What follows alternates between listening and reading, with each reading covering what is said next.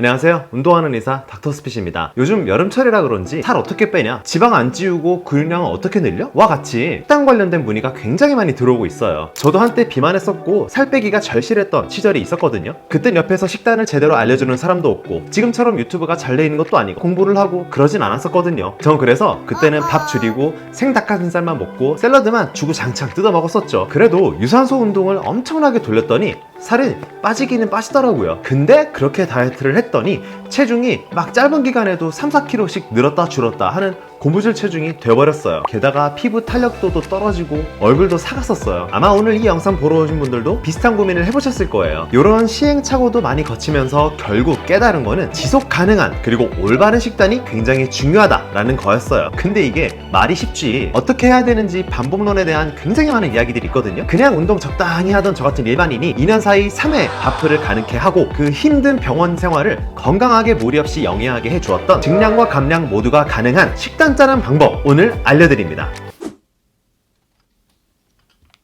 근데 잠깐 일단 들어가기에 앞서서 식단 관련된 몇 가지 편견 깨고 들어갈게요. 첫 번째, 칼식단 말고 일반식으로 드셔도 충분히 다이어트나 벌크업이 가능합니다. 둘째로 우리 몸은 일정한 상태를 유지하려는 항상성이란 특징이 있기 때문에 며칠 동안 진짜 미친듯이 폭식하지 않는 이상 하루 이틀 식단 못 지켰다고 살이 확 찌진 않습니다. 셋째로 피트니스 대회를 나가거나 흔히들 여러분이 생각하시는 바프 찍는 몸은 오래 지속하기에 힘든 컨디션임은 확실합니다. 그래서 남과 비교하지 말고 적당히만 성취해 나가면은 크게 스트레스 받지 않고 정신건강 잘 지키면서 운동생활을 영위할 수 있을 거예요. 이 점들 꼭 명심하고 넘어가 보시죠. 자, 그럼 본론으로 들어갈게요. 0단계 대전제는 결국 칼로리입니다.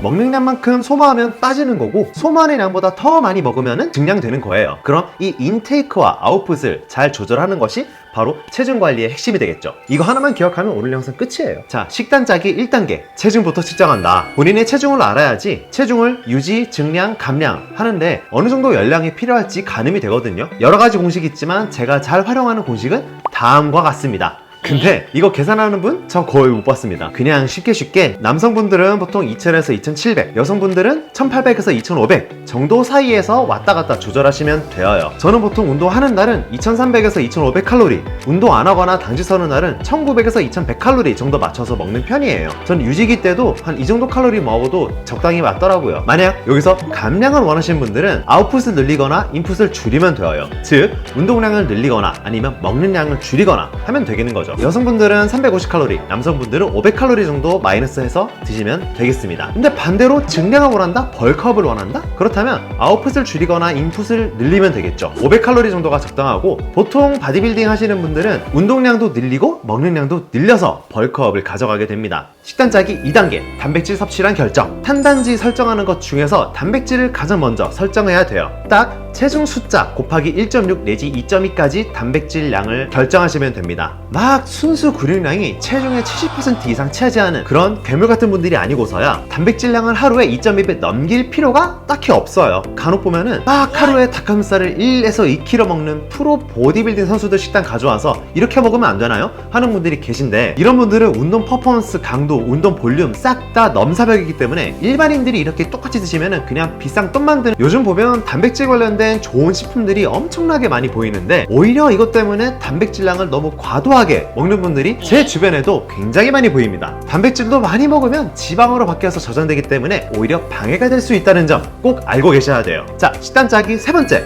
그 다음 탄수화물과 지방 섭취량을 결정하시면 되어요. 탄수화물도 적당량 먹어줘야지 다이어트에 도움이 되고 지방도 적당량 먹어야지 삶의 질이 올라갑니다. 보통 탄단지 칼로리 비율은 5:3:2가 교과서처럼 여겨지고 있는데요. 아까 2단계에서 단백질량 계산했었죠? 저의 예시를 들어보면은 제 체중 숫자 2배는 대략 한 140g의 단백질을 먹으면 되는데 칼로리로 환산하게 되면은 560칼로리가 되겠죠? 근데 여기서 이제 5:3:2로 탄단지 비율에 따라 칼로리로 계산을 해주면은 탄수화물은 약 933칼로리, 지방은 374 133칼로리 정도가 되어요. 이거 대략 다 더하면 한 1866칼로리? 그 정도 되거든요. 근데 우리가 1단계에서 설정했던 1일 총 에너지 요구량을 보면은 거기에 훨씬 대부분 못 미칠 겁니다. 그럼 이 부족한 부분들은 우리가 탄수화물이나 지방에서 각자 이렇게 밸런스 맞게 조절을 해주면 되어요. 교과서적으로 탄단지 비율은 이와 같으니까 칼같이 5대 3대 2 이렇게 맞춰 조절할 필요는 없고 그냥 이 범위 내에서 대충 조절하시면 되어요. 식단 짜기 네 번째 단계, 바로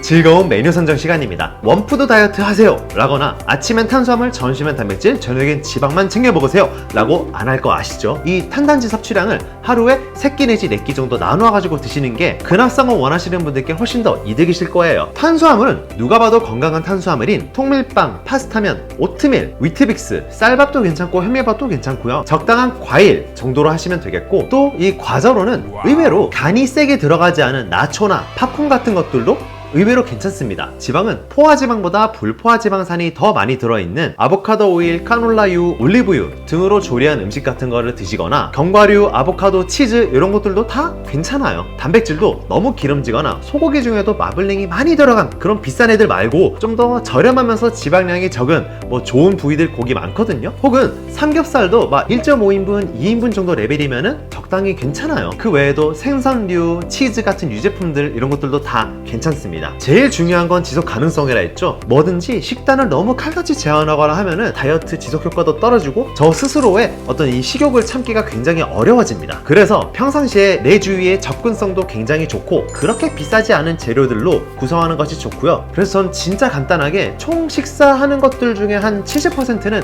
현미밥에 닭가슴살 100g 그리고 견과류 이렇게 주로 식단을 가져가요. 그리고 다이어트 하시는 분들은 영양성분표 보는 습관이 길러질 수밖에 없거든요. 만약에 일반식 위주로 하시겠다 하는 분들은 삼시세끼를 그냥 탄단지 비율을 스스로 생각을 해서 챙겨 드시면 되고, 부족한 단백질 양은 쉐이크나 닭가슴살을 따로 드셔가지고 챙기는 것도 무방합니다. 보너스로 내가 만약에 식단을 잘 못 챙기는 순간이 생긴다면 나 오늘 200칼로리 초과해서 먹었네, 오늘 맨몸 운동 30분 하고 자야지, 이럴 필요 절대 없다는 거예요. 어차피 우리 몸은 수일 수주에 걸쳐서 정말 천천히 누적이 되어서 변하기 때문에 하루 가식했고 하루 술이랑 왕창 먹었고 그래도 크게 좌절하실 필요가 없어요. 다음번부터 잘 지키면 되거든요. 제가 지난번 간헐적 단식 영상에서 소개시켜 드렸듯이 만약에 저도 진짜 맘먹고 오늘 나 술 퍼먹을 거야 하는 날에는 16시간 동안 단식 지키고 8시간 동안 술이며 뭐며 적당량 하루 섭취한 양에 맞춰가지고 잘 챙겨 먹거든요. 그래도 체중 유지 잘 되더라고요. 적당히 타협하시면서 식단을 가져가시면은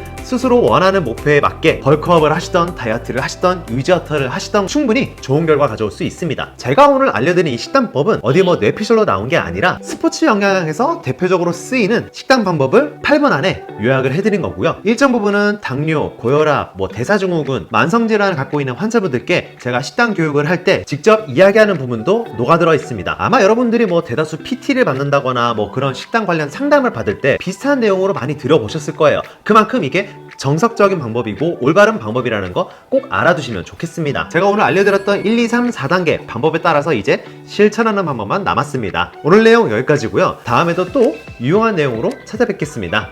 그럼 오늘도 건강하세요.